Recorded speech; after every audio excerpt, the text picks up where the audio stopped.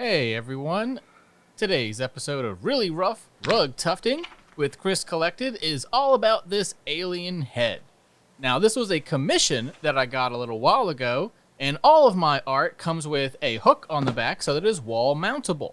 So what we're going to do today is trim this up, do some fine detailing work, do some sculpting to it, and then this piece will be done and ready to ship out, and actually already has been shipped out to the commissioned.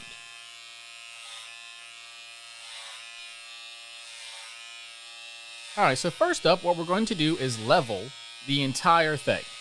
So this is done with a carving tool. You can also use sheep shearings and other kind of devices, but basically think of something like a beard trimmer. But then what we're going to do is level the entire thing to its one flat surface. When I'm putting all of this together and I'm doing the actual rug tufting, sometimes I go a little bit deeper or sometimes I push into the yarn a little farther, and so it's not always 100% equal. And so that's why you level it so that it makes one flat surface instead of having a kind of, bumpy surface. And yes, every single part does need to be leveled. So the eyes, the ears, the nose, all that. Everything needs to go.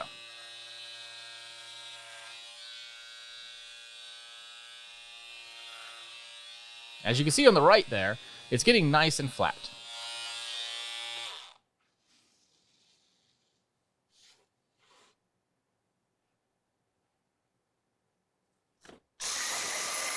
Go ahead and clean this up a little bit, and then we can move on to the next step.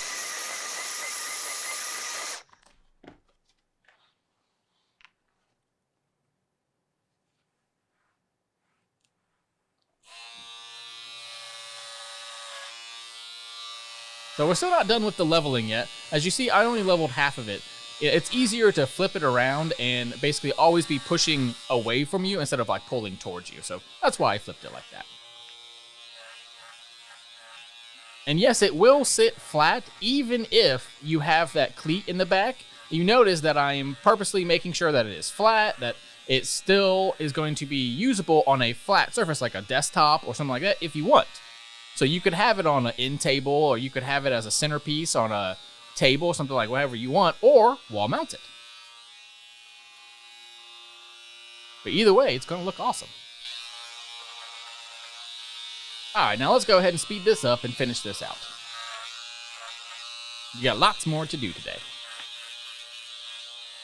Also, you notice a little bit of a technique that I love doing there is putting my hands on both sides. I feel that it makes a nice flat surface, and that way I have less digs. Because when I first started doing it, I would get a lot of you'd be going and it would go, and I would get into it too deep.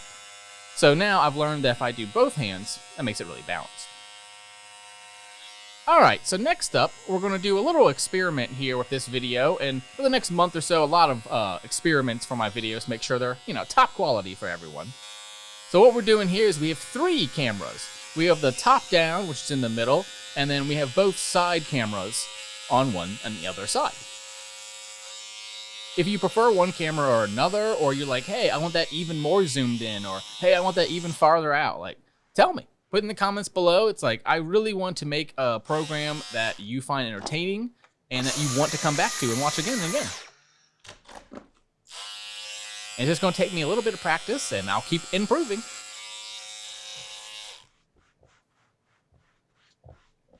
Okay, so this video is going to have a few little experiments in it. One of it is this camera angles, and so this eye will be done with 3 cameras, and the other eye will be done with only 2 cameras. And so you can tell me, do you prefer it? Do you find it distracting? Whatever you want. At the end of the day, it's going to be, what I'm capable of and what you are entertained by, and thus making the best program.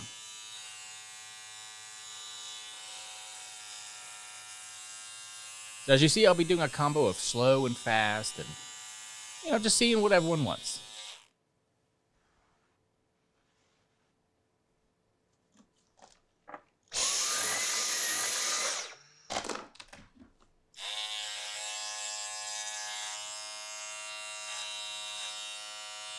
As you can see, the point of this is what's called sculpting. And so the idea here is that I am trying to make a rounded surface out of that flat surface that I already made. And that's partially why you want to make everything flat, is because now I can go into it and make these objects 3D. So now these eyes will literally stand out. And it's so helpful. Look at the one eye that hasn't been done yet, and then the one eye that has. Look at the definition difference between the two. I mean, it becomes night and day once you start and finish these pieces. This is called full sculpting, and it is a little bit extra price, but worth it. So worth it.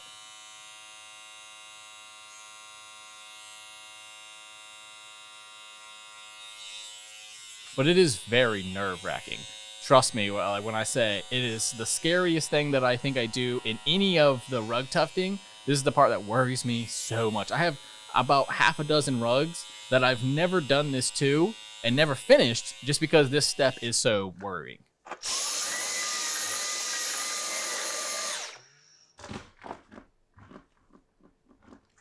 All right, let's go ahead and speed this up.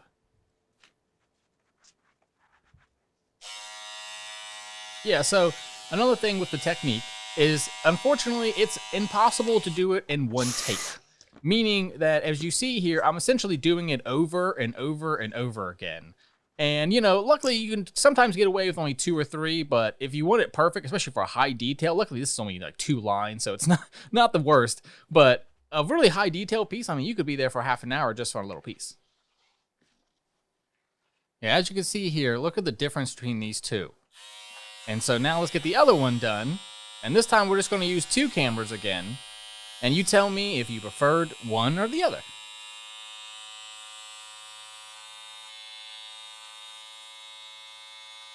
Let's go ahead and speed this up, because you already seen one eye, and it's basically the same thing over and over again. Which is very time consuming. This took me well over 1 hour to do this size. I get this question at markets every single time of like, how much does it cost? And this, and I'm always just like, man, that is the hardest question in the world to answer, because one piece can take like half an hour to an hour. Another piece of the same size, but is more complex, can take hours. So I always say it's piece times complexity is what I've been telling people lately. I'm like, okay, here's my price, it's $100 times the complexity of it. Because you want something that's nothing but fine lines, like when you pay an extra. Whereas something like this, what I prefer to do, like, it's big chunky stuff. Like big eyes and this kind of stuff. It's so nice. Just a little easier. As you can see here, that little top left corner was a nuisance. What happened was, I think I doubled up. So I put a little bit extra white there. And because I was like, oh, I want to make it a nice corner. And I put too much white there, and unfortunately now had to spend 5 minutes going in. And eventually the solution really became trimming it with scissors. And then coming back and getting any loose little strands. And as you can see now, every time I go by it, it's looking a little bit better every time. And look at that top side. You see how it's a little bit fuzzy still, whereas the bottom is getting nice and smooth. So I'm going to have to hit that top up again. Yeah, there we go. And of course, this is something right here, you could absolutely ruin this piece doing it. If you go too far deep, you will hit the base. You know, so I mean, it's a real skill. All right, next up, we have the nose and mouth. So I went for a traditional look for this alien piece. And so it has the 2 tiny little nose and the little, just like little line for a mouth. If you would like any kind of customizations or modifications to this, I am absolutely willing to do that. Or you can just order different custom colors. Whatever you want at the end of the day. You know, I also do full commissions of different pieces. I don't just have to do this piece. But this is one of my favorites, and it's becoming one of my signature pieces. The idea is, you know, by the end of the year to have a few, like 3 or 4 different rugs that are like my standard rugs. And then you can order any of those, and I have that on the website, like, hey, fill this out, you know, what colors you need, and there you go. Otherwise, it'll be a commission form, and you have to fill it out, and like, hey, I want this for my kid, or I want this for myself. And it's about a 1-month turnaround on commissions. So make sure if you do want something for a birthday, Christmas, something like that, 1 month early, please.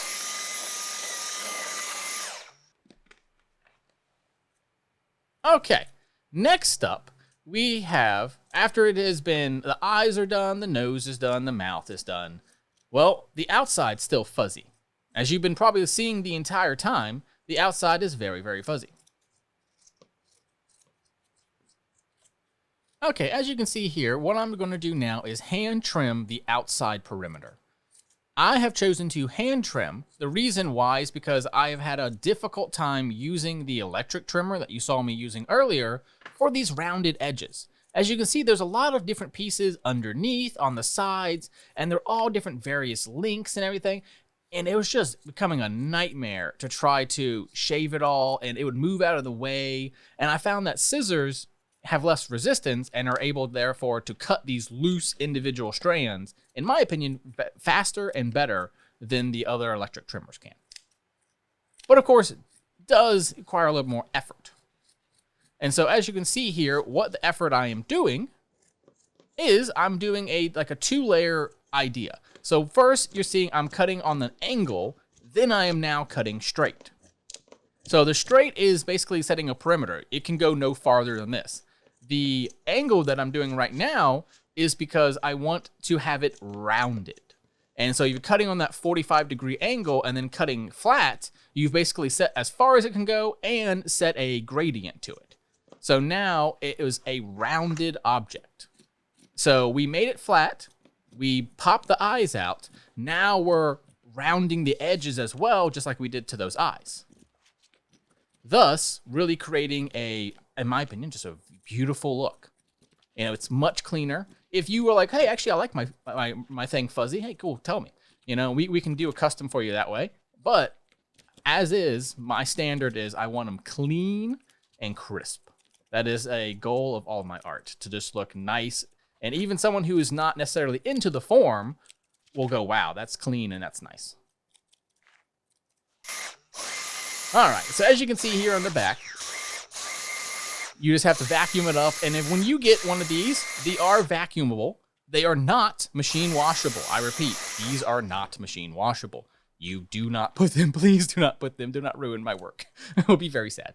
But yeah, you can definitely, you know, clean them, treat them like a carpet, spot clean them, stuff like that. I mean, that's part of the reason why I prefer mine to be wall mounted. That way it's much less chance of any kind of problems. So now you can see, after we've done all this work, unfortunately, you essentially have to do it all over again.